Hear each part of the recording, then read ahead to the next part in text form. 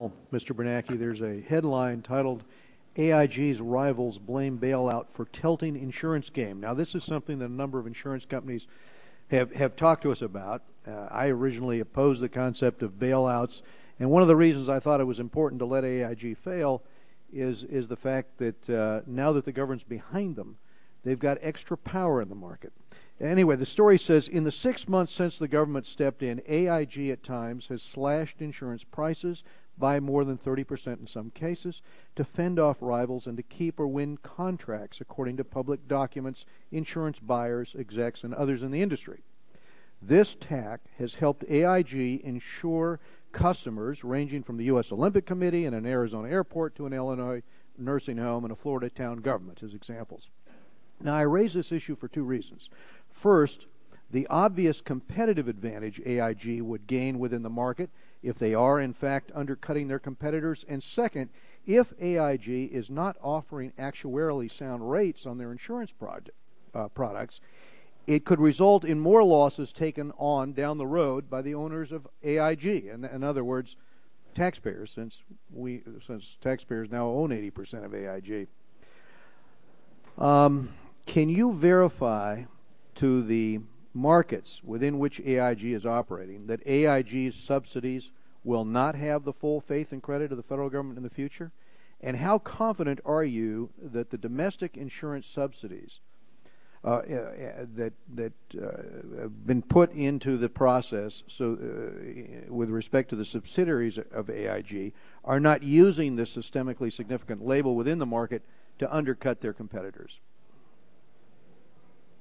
Well, on the competitive side, I'm of two minds because AIG is losing business because of the taint and the other problems, the reputational problems.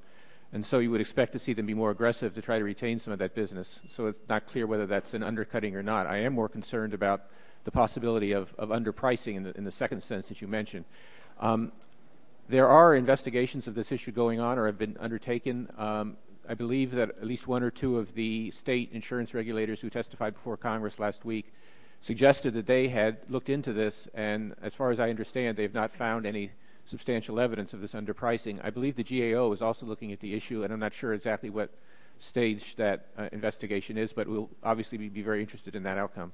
Well, how can we ensure down the road that AIG and other recipients of government assistance are not viewed as being backed by the federal government? And this is one of the concerns I have about your overall plan, that at the end of the day, we undermine market discipline because we telegraph the message to the market that the government is behind these institutions, and therefore, as a consequence, they're going to end up someday being over-leveraged. They're going to be able to borrow far more because the market discipline won't be there, at far less interest rates because they're going to be perceived basically as borrowing at near government rates. And you know, we saw this with Fannie Mae and Freddie Mac that borrowed at very close to government rates and reported profits to their shareholders while the federal government held the risk that eventually materialized last September. And we saw them basically go into the business of arbitraging, borrowing at near government rates, and then building up those portfolios to $1.7 trillion and taking those risks that you couldn't have taken in the market. But they became the biggest player in the market because of the perceived government backing of the institutions. That's what I worry about in terms of the proposal that you're making today, in terms of the impact of converting other institutions basically into, shall we call them, government-sponsored enterprises in a way, because you would have the concept of the government behind them. Congressman, I gave a speech, I believe, last week exactly on the issue of too big to fail, which I consider to be a critical issue, and I addressed a number of approaches to eliminating or reducing this problem, including, among other things, both having tougher regulation supervision of these companies to make sure they're not taking advantage of any implied government backing to take risks and so on, right, but also to have the resolution regime that we've discussed that will allow us to resolve these companies and perhaps take haircuts on creditors so they will not be assured that they will be protected.